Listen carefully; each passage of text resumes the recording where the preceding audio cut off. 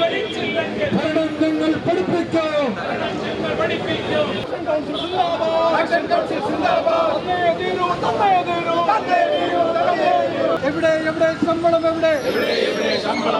ഇപ്പോൾ ശമ്പളം വന്നു എന്നുള്ള മെസ്സേജ് വന്നിട്ടുണ്ട്.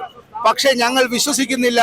കാരണം ഞങ്ങൾക്ക് അത് വിനിയോഗിക്കാനുള്ള സ്വാതന്ത്ര്യമുണ്ട് എങ്കിൽ മാത്രമേ ഞങ്ങൾ വിശ്വസിക്കുകയുള്ളൂ.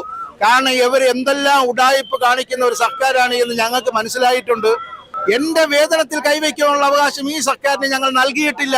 കേന്ദ്രത്തിന്റെ കെടുകാര്യസ്ഥതയാണ് ഈ സംസ്ഥാനത്തെ സാമ്പത്തിക പ്രതിസന്ധി എങ്കിൽ എന്ത് ചോദിച്ചാലും കേന്ദ്രമാണെങ്കിൽ ഇവിടെ ഒരു സംസ്ഥാന സർക്കാരിന്റെ ആവശ്യമില്ല. ബെർമുടയോ വള്ളിക്കരോ ഇട്ടുകൊണ്ട് വരാൻ പറ്റുന്ന സ്ഥലമല്ല. അതുപോലെ തന്നെ വണ്ടിക്കൂലി എന്ന് പറഞ്ഞാൽ, ബസ് ചാർജ് എന്ന് പറഞ്ഞാൽ കുത്തനെ കൂട്ടി, വൈദ്യുതി ചാർജ് കൂട്ടി, വെള്ളക്കരം കൂട്ടി, എല്ലാ ചാർജുകളും വർദ്ധിപ്പിച്ചു. ജീവിതം ദുസ്സഹമാണ്. തുച്ഛമായ ശമ്പളം കൊണ്ട് ജീവിക്കാൻ കഴിയാത്ത സാഹചര്യം.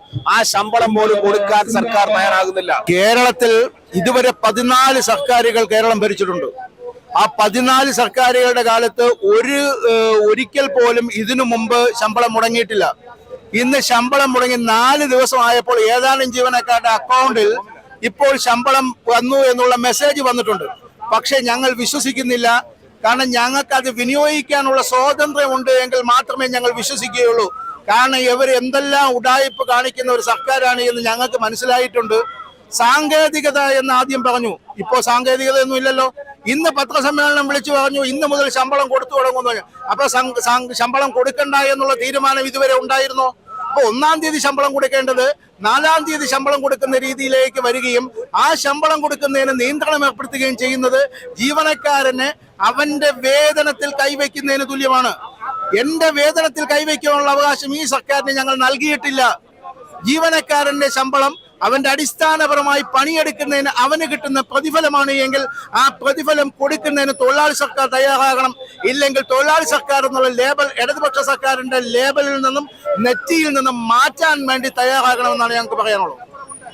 ഇവിടെ എന്ത് പരിഹാരം നടന്നാലും കേന്ദ്രം പൈസ തരുന്നില്ല ധനമന്ത്രി പറഞ്ഞു ഒരു പ്ലാൻ ബി തയ്യാറാക്കി. ആ പ്ലാൻ ബി വന്നിട്ടും സർക്കാർ ജീവനക്കാർ ശമ്പളം കിട്ടില്ല. കേന്ദ്രത്തിന്റെ കെടുകാര്യസ്ഥതയാണ് ഈ സംസ്ഥാനത്തെ സാമ്പത്തിക പ്രതിസന്ധി എങ്കിൽ എന്ത് ചോദിച്ചാലും കേന്ദ്രമാണെങ്കിൽ ഇവിടെ ഒരു സംസ്ഥാന സർക്കാരിന്റെ ആവശ്യമില്ല.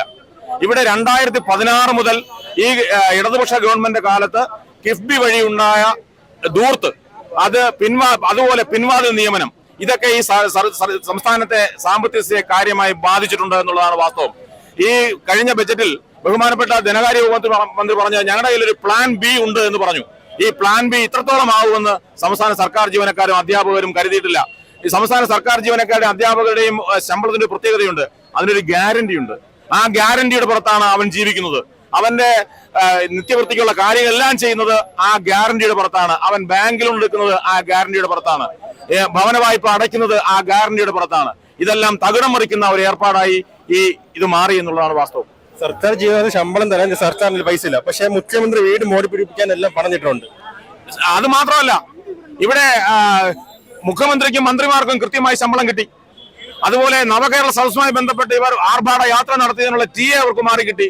ഇവിടെയൊന്നും യാതൊരു സാമ്പത്തിക ബുദ്ധിമുട്ടുമില്ല. ഊരാളുകളിന് വേണ്ടിയുള്ള ചെക്ക് മാറാൻ വരുമ്പോൾ ട്രഷറി നിയന്ത്രണമില്ല. ഇതാണ് ഇവിടെ നടക്കുന്നത്. ഇവിടെ നടക്കുന്നത് ഒരു കോക്കസ് ഭരണമാണ്. അത് കിഫ്ബി വഴി ഊരാളുങ്കൽ വഴിയുള്ള ഒരു ധൂർത്തും കെടുകാര്യസ്ഥയുമാണ് സംജാതമായിട്ടുള്ളത്. അതിന്റെ ഭാഗമായാണ് ഈ സാമ്പത്തിക പ്രതിസന്ധി ഇവിടെ ഉണ്ടായത്. ഇതിനു മുമ്പ് KSRTC പെൻഷൻ കൊടുത്തില്ല, ശമ്പളം കൊടുത്തില്ല പരാതി. ഇപ്പൊ വീണ്ടും ചരിത്രത്തിലാദ്യമായി സർക്കാർ ജീവനക്കാർക്കും ശമ്പളം കൊടുക്കുന്നില്ല. സർക്കാർ ജീവനക്കാർക്ക് ശമ്പളം കൊടുക്കാൻ സർക്കാരിന് യാതൊരു താല്പര്യവുമില്ല എന്നുള്ളതാണ്.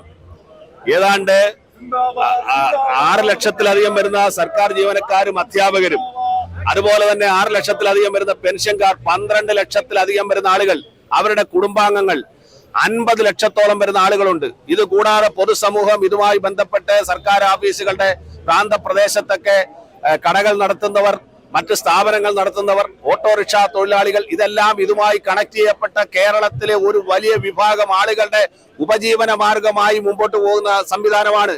അവിടെയാണ് ശമ്പളം കൊടുക്കാതിരിക്കുന്നത്. ശമ്പളം കൊടുക്കാതിരിക്കുമ്പോൾ സ്വാഭാവികമായും സർക്കാർ ഓഫീസിൽ വന്നു പോകാൻ കഴിയില്ല. ഇവിടെ ഒരു മാന്യമായ വസ്ത്രം ധരിച്ചു വരണം. ബെർമുടയോ വള്ളിക്കരോ ഇട്ടുകൊണ്ട് വരാൻ പറ്റുന്ന സ്ഥലമല്ല.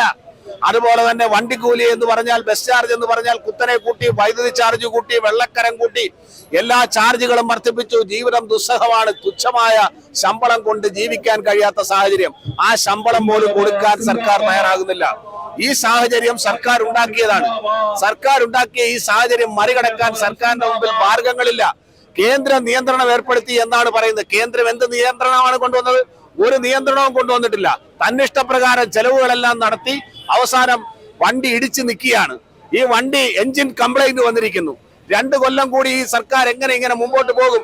ഇവിടെ കേരളത്തിലുള്ള കുട്ടികളെല്ലാം രാജ്യം വിട്ടുപോകുന്നു. ഉന്നത വിദ്യാഭ്യാസ സംവിധാനം എല്ലാം തകർന്ന് തരിപ്പണമായിരിക്കുന്നു. ജോലി തേടി വന്നിരിക്കുന്ന ഉദ്യോഗാർത്ഥികൾ, റാങ്ക് ലിസ്റ്റിൽപ്പെട്ടവർ അപ്പുറത്ത് മുട്ടിലിഴയുകയാണ്. ഒരു പ്രതീക്ഷയും പ്രത്യാശയും ഇല്ലാതെയായിരിക്കുന്നു കേരളത്തിലെ പൊതുസമൂഹവും ഇവിടുത്തെ ജീവിതവും.